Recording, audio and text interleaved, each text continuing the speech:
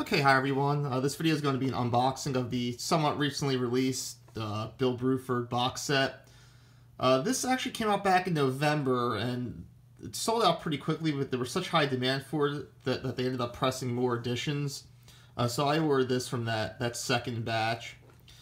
And at the time I was sort of undecided between getting this and that other box set that came out in the fall, the King Crimson Sailor's Tales one. That has significantly more content than this. I think this one only has about 6 discs, but the Crimson one I think has something like 24 discs, but it's also $200, and at the time I didn't really feel like spending that kind of money on it, but I'm probably going to end up getting it soon anyway, so that'll likely be my next unboxing video.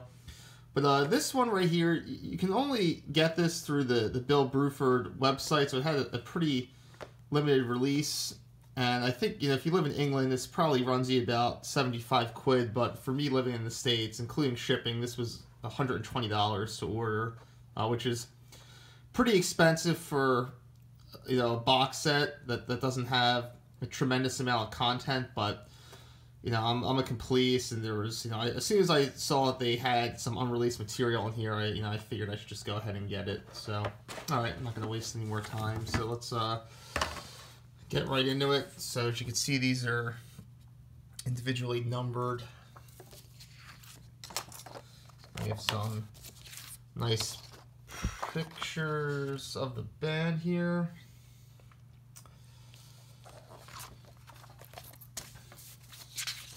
This is a concert poster reproduction. And here are the extensive liner notes for the box set. Now, to be honest, this has never really been one of my favorite Bill Bruford projects. I haven't really listened to these albums as much of his other stuff. In fact, I think I've even listened to Earthworks more than this, and that's just because jazz fusion is just a very hit or miss genre for me. And while I do like some of the tracks on here, I mean these albums never quite reeled me in as much as some of his other work has. But that's sort of one of the reasons why I purchased this. I'm kind of excited to rediscover some of this music through these new remasters. It's Bill Bruford today.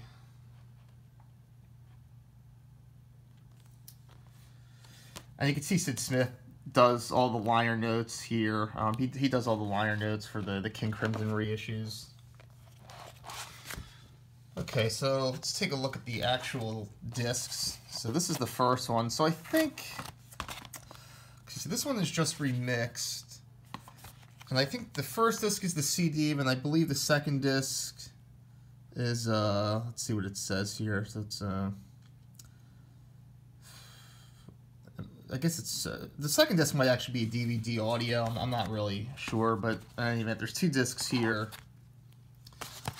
And this is the second album, expanded and remixed.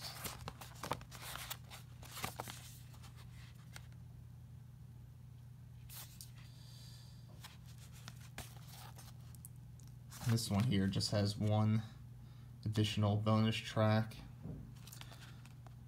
And each of these contains their own liner notes as well.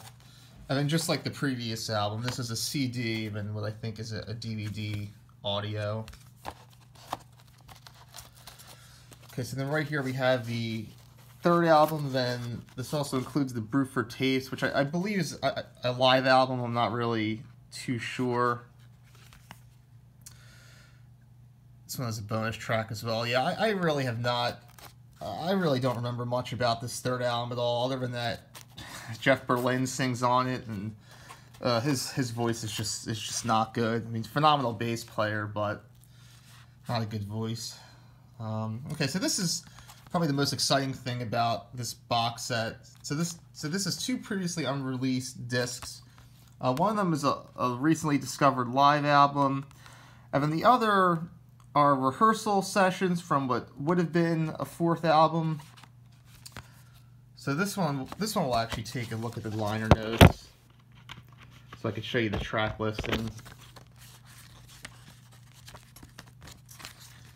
And I believe the concert is from let's see. Okay, so it's from 1980.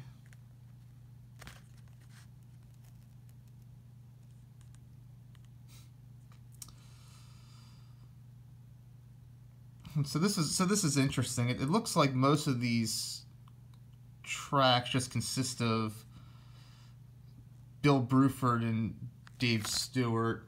Yeah, I mean, I did read some, reviews of this fairly recently, and to be completely honest, they weren't terribly encouraging. So, one of the things, one of the complaints was that these tracks from these rehearsal sessions right here, they're just very skeletal, musical ideas that aren't really terribly developed. I mean, I guess it's what you would sort of expect. I mean, otherwise, if they were, more cohesive, developed tracks, that they probably just would have put out the fourth album.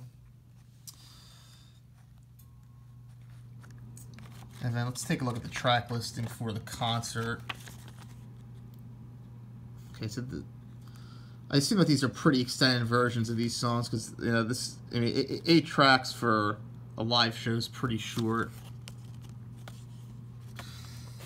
So in addition to some of the complaints about, I guess, the quality of this fourth album, I also read some reviews that suggest that the sound for this live show is actually not very good.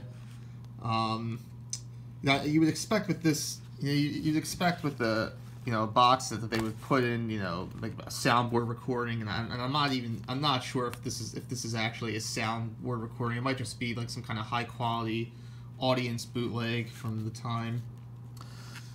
And then one other thing I read, again, I guess it would have, had I read, some of these reviews before I ordered this, maybe I would have, thought twice about shelling out $120 for this. But I have read some reviews that suggest that the remixes, these albums really don't sound too different from the originals, which is a little disappointing because, Jocko Jacek was responsible for remixing and remastering these, and he's done a terrific job with the Crimson reissues, so that's a little disappointing to hear.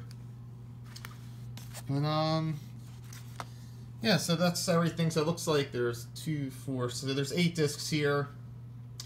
If this is something that interests you, might be worth checking out. Cheers.